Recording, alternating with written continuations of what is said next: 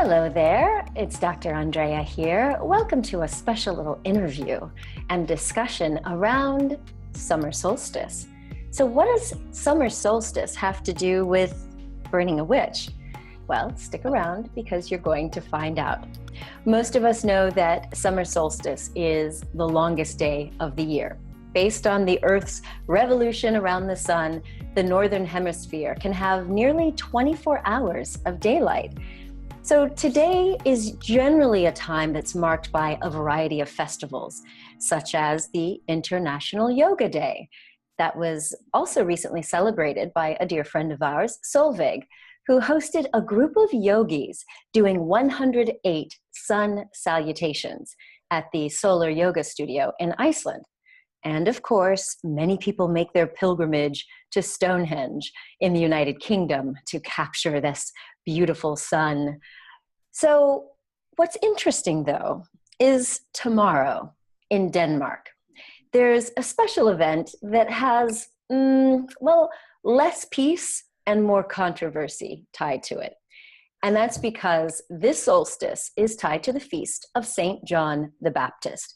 Now, in times past, Vikings apparently lit bonfires to ward off evil spirits.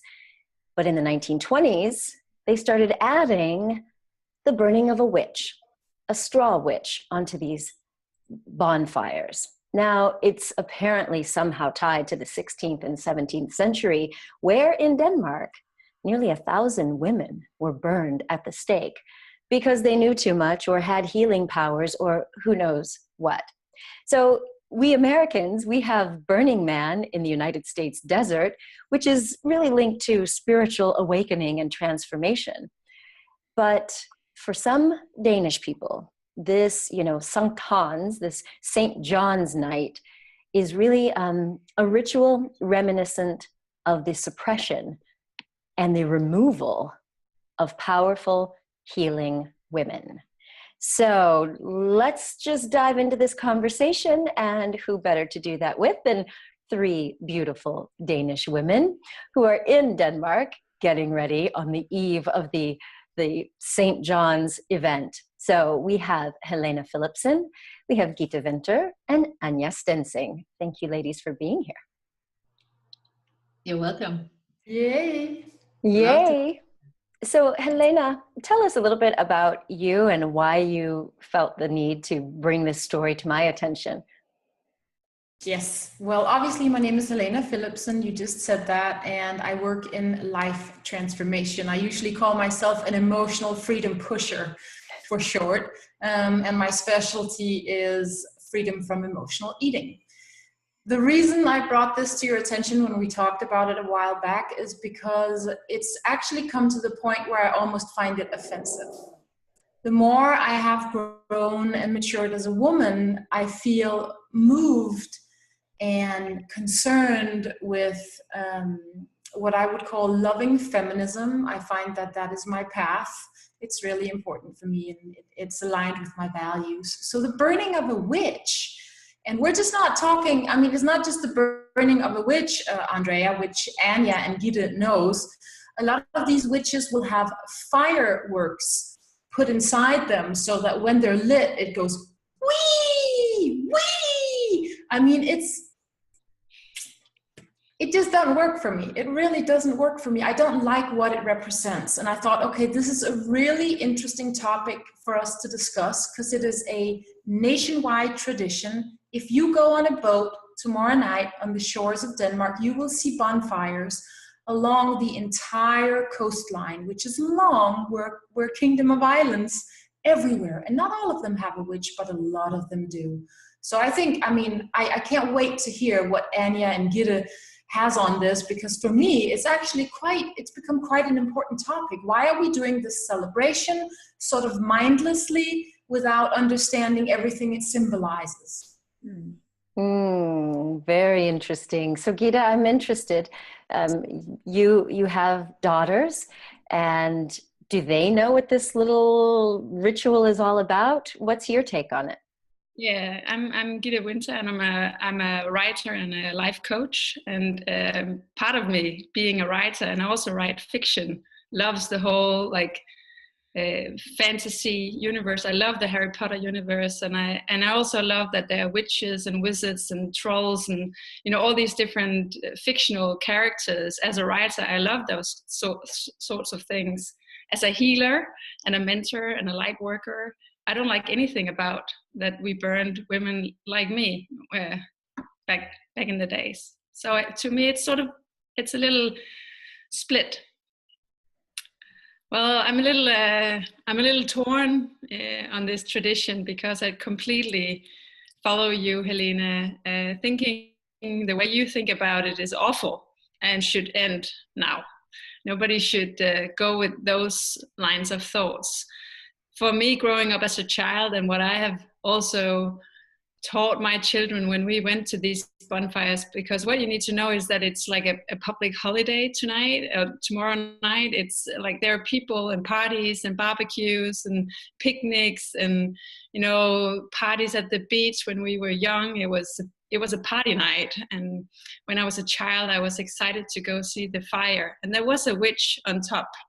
But for me, when I was growing up, it was more like what would you would say, a Harry Potter witch, or from the Brothers Grimm, a witch that we knew from the fairy tales. So I was never raised. My parents never taught me that we were celebrating that we were burning women. I know my mother would never go there as a feminist, and so those two things weren't really linked. And I have, to prepare for this, I have been asking my followers on Facebook what they think about it. And I thought it was so funny to just look through their comments. So some say, so I ask, so what are we signalizing by burning a witch on the fire? And some say we are signalizing that we don't think about, we're not reflecting about this. Others say, well, I never really thought about it that way. So I don't think many Danes will go to the fire tomorrow to celebrate that we burned women who knew about herbs or knew about energy or whatever, healing powers. I think it's more like a fiction witch, like a Harry Potter witch. And then you can think about that in different ways, but it's just sort of to try to explain what's going on. Yeah, I imagine that I would have probably been burned if I were around in the 16th century with this kind of consciousness that I have. You would have. And what about you, Anja? Tell us a little bit about you and what's your perspective? Well, my name is Anja Steensig, and I'm a speaker and a writer. And I'm actually just dedicated to teaching people how to live from the heart. And love is my purpose and my mission in all aspects of life. And my take is this on this is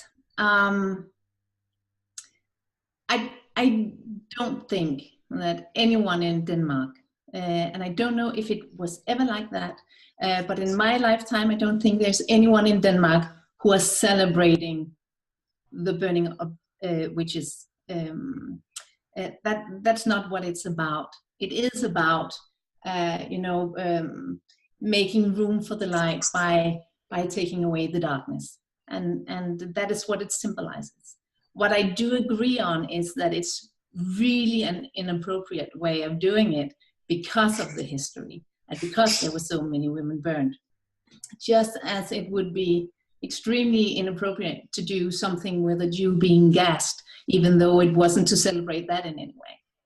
So I just think it's time to be more aware and be more conscious of our history, and to make new traditions, and maybe even change it into a tradition where we honor all these women and all the wisdom and everything they had to offer that we had to, let go of, and that is not around, and we have to discover it all for ourselves. So I see it as an opportunity to change into new traditions. Just celebrate those women instead. Wouldn't that be beautiful? But I don't think that anyone is deliberately celebrating any witch burning. Right. So it's completely unconscious, like nobody's making the association necessarily, even though in many cases there will be this straw witch put up there. Do you think there are enough women like you who are conscious, who do recognize that maybe even if we're not telling our children that this is tied to something that happened in the 16th or 17th century, do you think there are enough women like you that could help to make a transition into making it more of a celebration, as you described, Anja, like a celebration of the divine wisdom of women? I think it might not be the number of women, because we are not that many women who have this kind of consciousness about this. But I think it's a matter of how it's communicated and how we try to make people aware, because there have been efforts. I remember, and it's only in the later years that I have heard voices in this matter. And a lot of them have been very angry and very, oh, this has to stop. And people don't respond to that very well. So if a loud and positive voice were to say, how about we do something different, instead of saying, stop doing that, you killing bastards, without a conscience, then I think maybe someone would actually respond to it in a good way. It might take some time, but I think it's people only hold on to their traditions like this if they feel they have to, I'm liking English words here. If they feel that someone is pointing at them and saying they're wrong, they will defend themselves. Well, but this has been a national holiday. So if it's a national holiday and summer solstice is going to keep happening, this is not going to go away, right? So either the celebration or the tradition transitions or it doesn't. But the actual having a national holiday isn't going to go away, is it? No, but the thing is, I don't think the witch is that important to people. The important thing to people is to meet at the bonfire and to have the big bonfires and to sing together and to hear the speeches, and that is actually what is important to them. But the witch burning will be important to them if they feel attacked or they feel that they had to defend the ritual. Absolutely. But I was reading on one of these translated articles that part of what you're singing, correct me if I'm wrong, is one of the songs is not really a positive song. Is that true? No. Helene, do you remember what? I was looking into finding an English translation, because there is a song that we sing at the bonfire. And it's a very famous Danish poet and painter, Holger Drachmann, who has written the song. And he died around 1906 or something like that. That's just about when we started putting the witch on the bonfires. And at that time, Denmark had just been occupied by the Germans. So the song, and we've just been liberated, right? So the song is very much patriotism. We love Denmark. It describes how beautiful our country is and how we stick together. And then there's this little tiny paragraph that we, like in this context, I feel a little embarrassed about, is that he talks about that we will lift our swords and we will defend anything evil. And he means the Germans in this context. That's at least the analysis of the lyrics done by, what do you call them? People who are into history, right? So, but he says every city has a witch and every count has it's more like a troll than a wizard. And he symbolizes evil with the witch and the trolls. So in that sense, so I've been reflecting about, so in 1900 something, what was the connection to the women who were burned? Are those the ones he's writing about? Or is it the more fictional witches that have been part of fairy tales for many years that I talked about earlier? And I know which version I would prefer it to be. Yeah, I think it's fine if we can say that, okay, this figure that's on the bonfire is an embodiment of evil that we're all just sort of saying, okay, let's get rid of it. But if it's still female in form, it does tie to women. What do you say, Helena? I think there are two levels to this. There is the practical, down to earth. This is a tradition. I think most of us actually love the summer part of it. This is normally it's the beginning of the summer vacation. The schools are out. It's like, I think Gitte just described it. It's that whole, everybody goes and does it. You barbecue, you hang out, you sing those songs, but then you add the touch to it, the symbolism and the consciousness that Anja mentioned, and the awareness, which takes it to the second level of what's going on here for me personally, right? So there's the celebration, there's the thing happening, very concrete, low practical. We want to go, we want to join, we want to, be enjoyed. What am I saying? We want to join each other and be with joy with each other and celebrate that part of it. But imagine if you celebrated 4th of July and everybody who did it had a hanging black man out in their garden. I mean, it's just, so there's the symbolic level of it, of what symbolisms are we willing to work with, however ancient or old, because when I think about loving men and women equally and equal rights and feminism in a very non-aggressive kind of way, it is important for me personally to break up with words, terms, traditions that imply that women are either inferior, dangerous, whatever. And this is part of one of those. So I would love I would happily back any positive female voice, Anja, that wants to spread the message of love and say, let's have the bonfire, let's have the gathering, let's share these moments, but we do not want that to happen with the symbolics of witch being burned. Let's just get over that one, right? I mean, so I think there's something. I don't know. There's the fact that it's a woman, and then there is the fact that it's linked to a dangerous woman who lived back in the days, and she could either be a healer or into herbs or whatever, but she could also just be successful. So if she had a way of making money, that would be enough to be burned on the fire as well. So there's that whole, is it a woman or is it a dangerous woman? And to just symbolize this, we had a female prime minister a couple of years ago. And when she was in charge and she went to the bonfire and she put a troll next to the witch. So she put like a male character on the bonfire and she's a social democrat, so she's very much into female rights and equality and all these things. So when I read about this, and I remember seeing it back in the days, I was thinking, is that what it's all about? Is it that it's a woman up there, and then we need to burn a man like next to her to make it right? Or is it because we didn't burn men back in the days in the same way? We did a lot of awful things to men as well, but do you get my? I'm not sure. Adding a man into it, whether it's a troll or whatever, doesn't necessarily make it right. Yeah, I get that. No. So what are you three going to do? Are you and your families going to any bonfires, any celebrations? What will you do tomorrow? Well, it will probably be raining. it actually. Well, maybe that's Mother Nature giving a big sign that this is a bad idea. It's actually almost always raining this evening.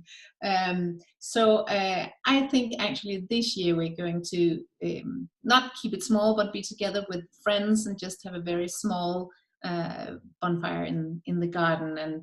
And the women I'm going to be with are very spiritual women. So I think we might figure out some kind of ritual tomorrow, actually. Nice. Well, you report back to us and let us know. Let us know if some new ritual comes out of it. I'd love to hear that. And what about you, Helena, Gitte? Go on, Gitte. What are you going to do? I'm going to see my sister and her kids. She lives in another island in Jutland. It's not an island. I'm on the island, so I'm going to her to be with with family, and we're just having a barbecue at her house and just going out into town and see what happens. And if I go see a bonfire, I will stand there and I will participate, but I will have my own little reflections going on. I think this is not something we change overnight, but we can encourage each other and our children to think about this in different ways. Yeah, I think I'm probably going to go to the movies and watch the new Fast and Furious. Change it up altogether.